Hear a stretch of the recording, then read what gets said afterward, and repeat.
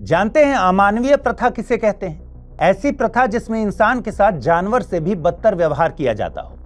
छुआछूत हो, चाहे गुलाम बनाकर रखने वाली दास प्रथा हो, सती प्रथा हो, चाहे जातिगत भेदभाव हो, या फिर महिलाओं को डायन बताकर उन्हें जिंदा जला देने की प्रथा हो। ये सब ऐसी अमानवीय प्रथाएं हैं जिन्हें आपने किताबों में भी पढ़ा होगा, समाज में देखा होगा या सुना होगा, या यहां तक कि कई लोगों ने महसूस तक किया होगा। हालांकि इनमें से कई प्रथाओं का अंत हो चुका है, लेकिन कुछ प्रथाएं समाज में आज भी चल रही हैं। ऐसी ही एक और अमानवीय प्रथा है मैनुअल स्कैवेंजिंग, यानी हाथ से ह्यूमन एक्सक्रीटा को साफ करना। सोचिए, हम 21वीं सदी में जी रहे हैं जहां तकनीकें इतनी एडवांस्ड हैं कि इंसान चांद तक जा चुका है, लेकिन भारत जैसे देश में आज भी हाथ से मलमूत्र साफ करने या ढोने की प्रथा जारी है। देखिए, ऐसा हो सकता है कि आप किसी दूसरे इंसान द्वारा अपने हाथ से किसी दूसरे इंसान की गंदगी को या ह्यूमन एक्सक्रीटा को साफ करने वाली खबरों से विचलित हो सकते हैं। इसको अपने मन में पिक्चराइज करके शायद आप खाना तक ना खा पाएं, या फिर इसे सुनने बस से आपको घिन आ सकती है। लेकिन जरा एक बार उस इंसान की मनोस्थिति के बारे में सोचकर देखिए जो यही काम करता है, और सबसे दुखद बात कि वो ऐसा सिर्फ मजबूरी में करता है। क्या मजबूरी रही होगी, सोचिए। हालांकि ऑफिशियली ऑल इज वेल है, ऑफिशियली ऐसी सामाजिक कुप्रथा नहीं चल रही, और सरकारी आंकड़ों के हिसाब से 31 जुलाई 2024 तक देश के 766 जिलों में से 732 ने खुद को मैनुअल स्कैवेंजिंग फ्री भी बताया है। और केंद्रीय सामाजिक न्याय एवं अधिकारिता राज्य मंत्री रामदास अठावले ने राज्यसभा में भी बताया कि किसी भी जिले में हाथ से मैला ढोने की प्रथा की कोई रिपोर्ट नहीं है। लेकिन हकीकत कुछ और है, और इससे रिलेटेड खबरें आती ही रहती हैं। जैसे हाल ही में दिल्ली के सरोजनी नगर में एक कंस्ट्रक्शन साइट पर 3 मजदूरों की मौत सिर्फ इसलिए हो गई क्योंकि ये मजदूर सीवर लाइन साफ करने के लिए सीवर के अंदर उतरे थे, वो भी बिना किसी सेफ्टी गियर के। सीवर लाइन से निकल रही जहरीली गैसों ने इन मजदूरों की जान ले ली। ऐसा ही किस्सा राजस्थान के सीकर जिले में देखने को मिला। यहाँ सीवर टैंक की सफाई करते समय 3 सफाई कर्मियों की मौत हो गई। अगर आप सीवर डेथ गूगल पर सर्च करेंगे तो न जाने कितनी खबरें आपको देखने को मिलेंगी। सवाल यह है कि आखिर ये कब तक चलेगा? कब तक सो कॉल्ड सभ्य समाज कुछ वर्ग की मजबूरियों का फायदा उठाएगा और इनको मरने के लिए छोड़ देगा? दोस्तों, आज के एपिसोड में हम बात करेंगे मैनुअल स्कैवेंजिंग के बारे में। समझेंगे कि आखिर क्यों देश में कुछ खास वर्ग के लोग ही इस काम को करते हैं। ये भी समझेंगे कि मैनुअल स्कैवेंजिंग जैसी कुप्रथा को जड़ से खत्म करने के लिए सरकार ने क्या क्या किया और क्या क्या कर रही है। कौन से कानून बनाए गए हैं, क्या इन कानूनों का सही तरीके से पालन हो रहा है, आखिर क्यों भारत में मैनुअल स्कैवेंजिंग के केसेस आज भी दिखाई देते हैं। आज इन सभी मुद्दों पर डिटेल डिस्कशन करेंगे। स्वागत है आपका द फोर्थ डायमेंशन में। मेरा नाम है अमृत।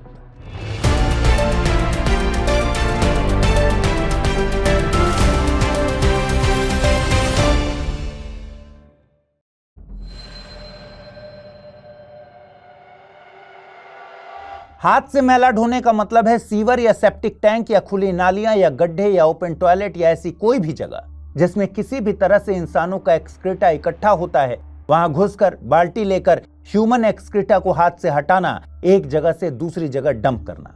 यह काम जो भी व्यक्ति करता है उसको मैनुअल स्कैवेंजर कहते हैं। देखिए, यह प्रथा ह्यूमन राइट्स का गंभीर उल्लंघन तो है ही, इसके अलावा यह प्रथा इसमें शामिल लोगों की गरिमा और स्वास्थ्य की भी धज्जियां उड़ाती है। मैला ढोने का काम बहुत ज्यादा खतरनाक है, जान तक चली जाती है। देखा गया है कि हाथ से मैला साफ करने वाले बड़ी आसानी से हैजा, हेपेटाइटिस, टीबी, टाइफाइड जैसी कई खतरनाक और डेडली बीमारी की चपेट में आ जाते हैं। आपको पता ही है कि कोविड-19 में सबसे ज्यादा प्रभावित डॉक्टर और पुलिसकर्मी तो थे ही, सफाई कर्मचारी भी सबसे ज्यादा प्रभावित हुए थे। कोविड की सेकेंड वेव में ठीक प्रोटेक्शन न होने के कारण 25 सफाई कर्मियों की मौत हो गई थी। सीवर में सूखा, गीला, plastic, industrial waste, toxic chemical और मलबा जैसी कई तरह की गंदगी जमा होती है, और सड़ते सड़ते इससे जानलेवा जहरीली गैसें बनती हैं। सीवर में hydrogen sulphide, methane, ammonia, carbon dioxide, nitrogen oxide, sulphur dioxide जैसी गैस बनती है, और जब सफाई कर्मचारी इसमें बिना प्रोटेक्टिव गियर के उतरते हैं तो कर्मचारियों का दम घुटने लगता है। आपको जानकर हैरानी होगी कि गटर सीवर साफ करने वाले 90% कर्मचारी 50 साल की उम्र से पहले ही अपनी जान गंवा देते हैं, और मृत सीवर श्रमिकों की एवरेज एज लगभग 32 साल ही है। डेटा बताता है कि देश में हर 60 मिनट में गंदगी के बीच रहने और गंदगी साफ करने वाले 8 सफाई कर्मचारियों की मौत होती है। अलग अलग मीडिया हाउस के डेटा बताते हैं कि पिछले 15 सालों में सिर्फ दिल्ली भर में सीवर साफ करते समय कुल 94 लोगों की मौत हो चुकी है। हालांकि केंद्रीय सामाजिक न्याय एवं अधिकारिता राज्य मंत्री श्री रामदास अठावले ने लोकसभा में बताया कि 2019 से 2023 तक राज्यों या केंद्र शासित प्रदेशों में सीवर और सेप्टिक टैंकों की सफाई के कारण कुल 377 लोगों की मौत हुई है और दुर्भाग्य ये है कि इनको जस्टिफाइड मुआवजा तक नहीं मिलता। इस मामले पर सुप्रीम कोर्ट ने भी कई बार सिस्टम को फटकारा है। क्या सरकारी तंत्र में जो लोग बैठे हैं उनमें संवेदनशीलता मर गई है? गरीबी न जाने क्या क्या करवाती है। गरीब आदमी मजबूरी में ऐसी खराब सिचुएशन में gutter, sewer, septic tank, public toilet साफ करता है और जब इनकी मौत हो जाती है तो सरकार उन्हें उनके हक का मुआवजा तक नहीं देती। लेकिन क्या मैनुअल स्कैवेंजिंग की वजह सिर्फ गरीबी है? क्या जाति प्रथा से इसका कोई लेना देना नहीं है?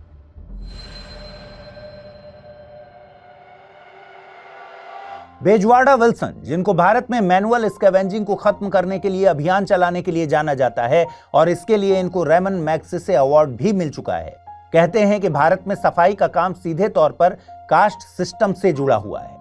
यह जुड़ाव आज से नहीं है, कई हजारों साल पहले से है। ऋग्वेद के 10वें मंडल में पुरुष सूक्त है जिसमें वर्ण व्यवस्था का जिक्र होता है।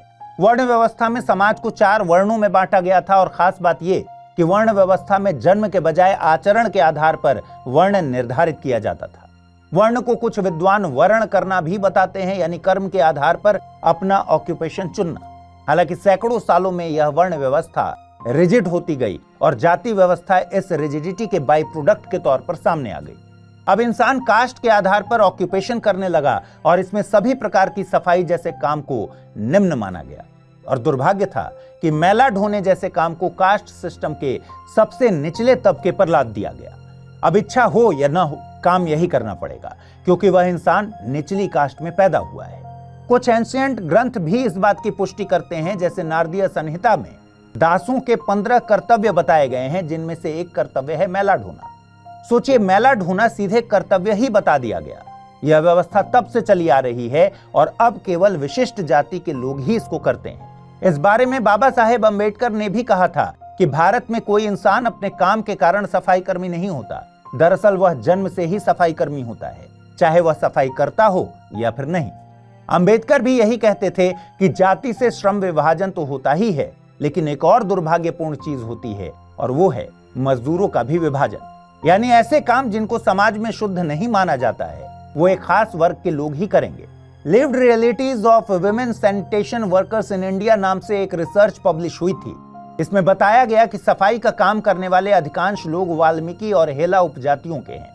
सामाजिक आर्थिक जाति जनगणना 2011 के अनुसार भारत में 1,80,657 परिवार अपना जीवन चलाने के लिए मैनुअल स्कैवेंजिंग में लगे हुए हैं।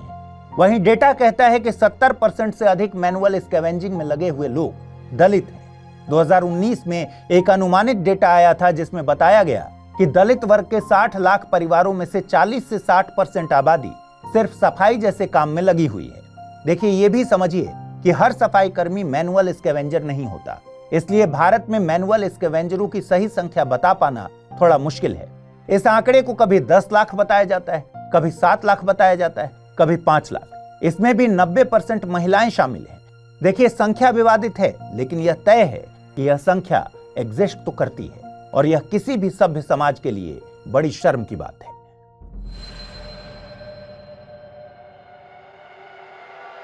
जैसे भारत में सती प्रथा को खत्म करने के लिए राजा राम मोहन राय के सहयोग से लॉर्ड विलियम बेंटिक ने 4 दिसंबर 1829 को बंगाल सती विनियमन पारित किया था और बाद में भारत सरकार ने सती निवारण आयोग अधिनियम 1987 के जरिए भारत में सती प्रथा को आधिकारिक तौर पर गैरकानूनी घोषित कर दिया। जैसे छुआछूत को रोकने के लिए संविधान में आर्टिकल 17 शामिल किया गया और नागरिक अधिकार संरक्षण अधिनियम 1955 और अनुसूचित जाति तथा अनुसूचित जनजाति अत्याचार निवारण अधिनियम 1989 लाया गया, वैसे ही मैनुअल स्कैवेंजिंग को खत्म करने के लिए सरकार द्वारा कई प्रयास किए गए हैं। भारत ने पहली बार 1993 में हाथ से मैला ढोने की प्रथा पर प्रतिबंध लगाया था। यह प्रतिबंध लगाया गया था एक कानून बनाकर। कानून का नाम था हाथ से मैला ढोने की प्रथा और शुष्क शौचालय निर्माण निषेध अधिनियम। लेकिन इस कानून के बाद भी कोई ठोस बदलाव नहीं देखा गया। इसके 20 साल बाद फिर से एक कानून बनाया गया, मैनुअल स्कैवेंजर के रूप में रोजगार का निषेध और पुनर्वास अधिनियम 2013 PEMSR। यह भारत में मैनुअल स्कैवेंजिंग को जड़ से समाप्त करने के मकसद से बनाया गया था। यह एक्ट किसी भी व्यक्ति द्वारा ह्यूमन एक्सक्रीटा को हाथ से साफ करने, ले जाने, निपटाने जैसी एक्टिविटी पर प्रतिबंध लगाता है। इसमें यह भी कहा गया है कि कोई भी व्यक्ति या एजेंसी इस एक्ट के लागू होने के बाद किसी भी व्यक्ति को हाथ से मैला ढोने के लिए अगर नियुक्त करता है तो उसे जुर्माना देना होगा या फिर जेल जाना होगा। यह एक्ट 6 दिसंबर 2013 से लागू है। यह एक्ट मैनुअल स्कैवेंजिंग को एक अमानवीय प्रथा कहता है और यह भी कहता है कि समाज और प्रशासन को मैनुअल स्कैवेंजरों द्वारा झेले गए ऐतिहासिक अन्याय और अपमान को ठीक करने की जरूरत है। इसके अलावा माननीय सुप्रीम कोर्ट भी अपने फैसलों और टिप्पणियों के द्वारा इस अमानवीय प्रथा के द्वारा हो रहे शोषण में न्याय देता है।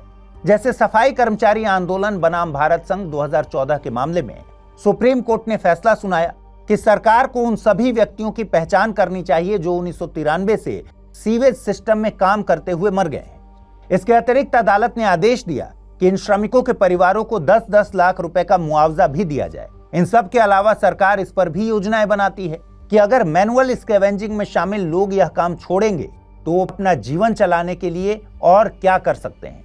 यानी रिहैबिलिटेशन के मुद्दों को भी सरकार एड्रेस करती है। जैसे सरकार हाथ से मैला ढोने वालों के पुनर्वास या रिहैबिलिटेशन के लिए स्वरोजगार योजना SRMS चलाती है। इसमें कुल 58,098 मैनुअल स्कैवेंजरों को प्रति परिवार 40,000 रुपए कैश दिए गए हैं। 2507 मैनुअल स्कैवेंजरों और उनके डिपेंडेंट मेंबर्स को दूसरे रोजगार शुरू करने या सेल्फ एम्प्लॉयमेंट के लिए 5 लाख रुपए तक की कैपिटल सब्सिडी दी गई है। लगभग 25,000 मैनुअल स्कैवेंजरों और उनके डिपेंडेंट मेंबर्स को 3,000 रुपए प्रति माह के हिसाब से स्किल डेवलपमेंट ट्रेनिंग भी दी गई है। इन सब के अलावा सरकार SRMS योजना के तहत सीवर और सेप्टिक टैंक की सफाई पर वर्कशॉप भी ऑर्गेनाइज करवाती है। इसमें अधिकारियों, सफाई इंजीनियरों, निरीक्षकों, ठेकेदारों और सफाई कर्मियों को PEMSR 2013 एक्ट के बारे में एजुकेट किया जाता है और ये श्योर किया जाता है कि अगर सफाई कर्मी सीवर और सेप्टिक टैंक में उतरें तो वो ज्यादा प्रोफेशनल हों और वेल इक्विप्ड रहें। इसके अलावा national action for mechanised sanitation ecosystem योजना भी है। इसको नमस्ते योजना भी कहते हैं। नमस्ते योजना जुलाई 2023 में ही शुरू हुई थी। इसका मकसद है कि सीवर और सेप्टिक टैंकों की खतरनाक सफाई के मामलों में मशीनों का यूज किया जाए ताकि किसी को अपने हाथ से ऐसा न करना पड़े। इसके अलावा सफाई कर्मियों को सेफ्टी गियर्स दिए जाएं ताकि उनकी सुरक्षा की जा सके। सरकार इस बारे में सीरियस है। ये इस बात से पता चलता है कि केंद्रीय बजट 2024-25 में नमस्ते योजना को 116.94 करोड़ रुपए आवंटित किए गए थे, जबकि पिछले साल 97.41 करोड़ रुपए दिए गए थे। हालांकि SRMS योजना को नमस्ते योजना में शामिल कर दिया गया है। इन सब के अलावा राष्ट्रीय गरिमा अभियान और सफाई मित्र सुरक्षा चैलेंज जैसी अन्य पहलों को भी लागू किया गया है। स्वच्छ भारत मिशन 2.0 में भी गाइडलाइंस हैं कि सफाई कर्मचारियों का और बेहतर कल्याण कैसे किया जा सके। इन सब के अलावा एक बहुत इंपॉर्टेंट काम भी किया गया। सरकार ने इस पर भी ध्यान दिया है कि मैनुअल स्कैवेंजरों की अगली पीढ़ी कम से कम ये काम न करे, उनको इस काम से मुक्ति मिल सके। इसके लिए मैनुअल स्कैवेंजरों के बच्चों की एडुकेशन पर ध्यान दिया गया है। इसके लिए प्री मैट्रिकुलेशन स्कॉलरशिप स्कीम चलाई जाती है और एडुकेशन लोन दिया जाता है। क्या लगता है आपको, सरकार इतने कदम उठाती है तो अब तक तो मैनुअल स्कैवेंजिंग खत्म हो जानी चाहिए थी, ऐसा हुआ क्या? नहीं। भारत में मैनुअल स्कैवेंजिंग आज भी देखी जाती है, तो सवाल है कि आखिर क्यों?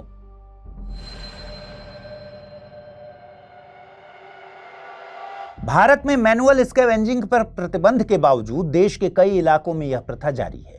1993 से भारत में मैनुअल स्कैवेंजिंग पर प्रतिबंध लगाने वाला कानून है। 2013 में कानून को अपडेट भी किया गया है। हालांकि केंद्रीय सामाजिक न्याय और अधिकारिता मंत्रालय के आंकड़ों के अनुसार 2018 से 2023 के बीच इस खतरनाक काम को करते हुए 443 श्रमिकों की जान चली गई। यह आंकड़ा बताता है कि कानून तो है लेकिन लागू नहीं हो पा रहा। कहीं पर जान इसलिए जा रही है क्योंकि प्रशासन द्वारा सेफ्टी गियर्स नहीं दिए गए। कहीं दिक्कत यह है कि रिहैबिलिटेशन ही ठीक तरीके से नहीं हो पा रहा। ये लोग एडुकेशन और स्किल डेवलपमेंट प्रोग्राम तक जा ही नहीं पा रहे। ऐसे केस में सफाई कर्मी को पैसे कमाने के दूसरे ऑप्शन नहीं दिखते। गरीबी तो है ही, तो परिवार का पेट पालने के लिए वो क्या ही करेगा? वही करेगा जो करता आ रहा है। इनके पास रोजगार के अवसरों की कमी है। इसके अलावा यह भी देखा गया है कि अगर इस वर्ग के कुछ लोग पढ़ लिख भी गए तो कई बार सम्मानजनक रोजगार इनको नहीं मिल पाता और सामाजिक बहिष्कार और भेदभाव का सामना तो करना ही पड़ता है। देखिए, कितना भी बुरा हो लेकिन सच्चाई यही है कि कास्ट सिस्टम समाज में बहुत गहराई से समाया हुआ है। कास्ट सिस्टम सिर्फ व्यक्ति की पहचान नहीं करता, यह दुर्भाग्य से व्यक्ति को बताता है कि वो समाज में कैसे जीवन जी सकता है और इसकी कीमत समाज का एक बड़ा वर्ग चुकाता है।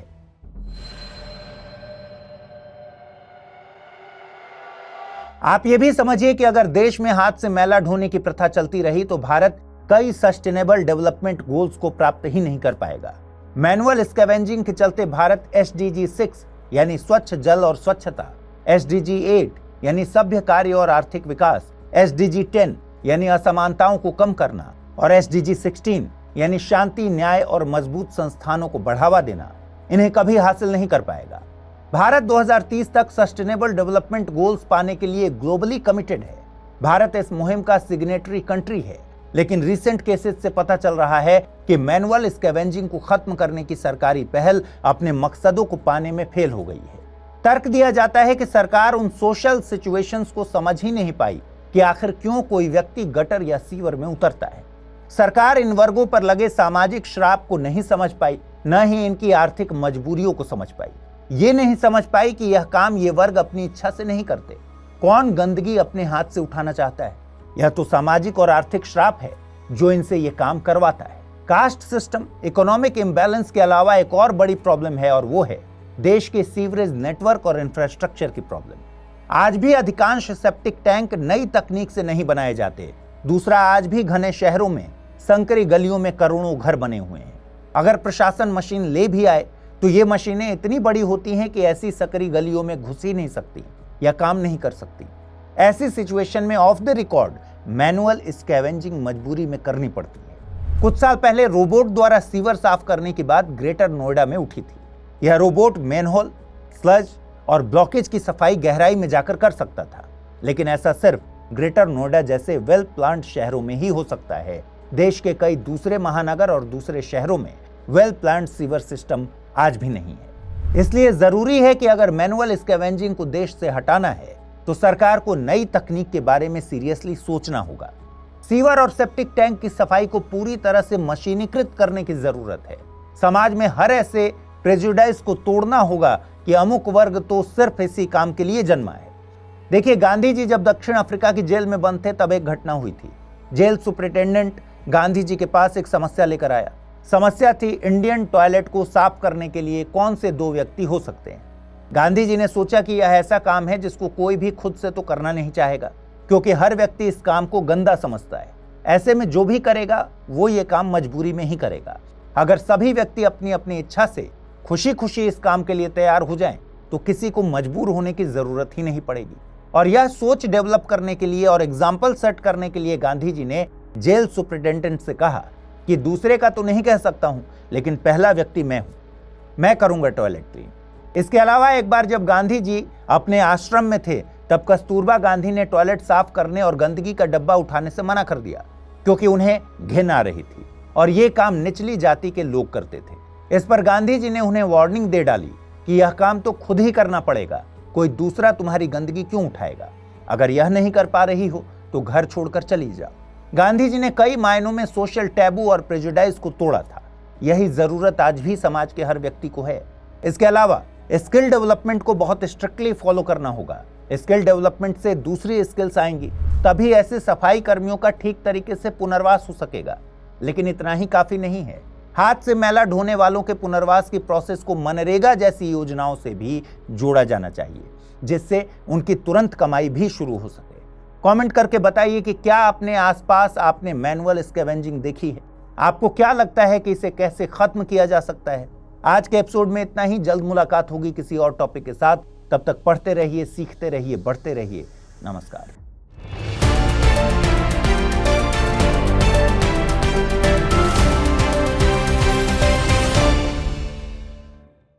हिंदी में यूपीएससी की तैयारी से संबंधित प्रोग्राम्स को देखने के लिए सब्सक्राइब करें स्टडी IQ IAS हिंदी।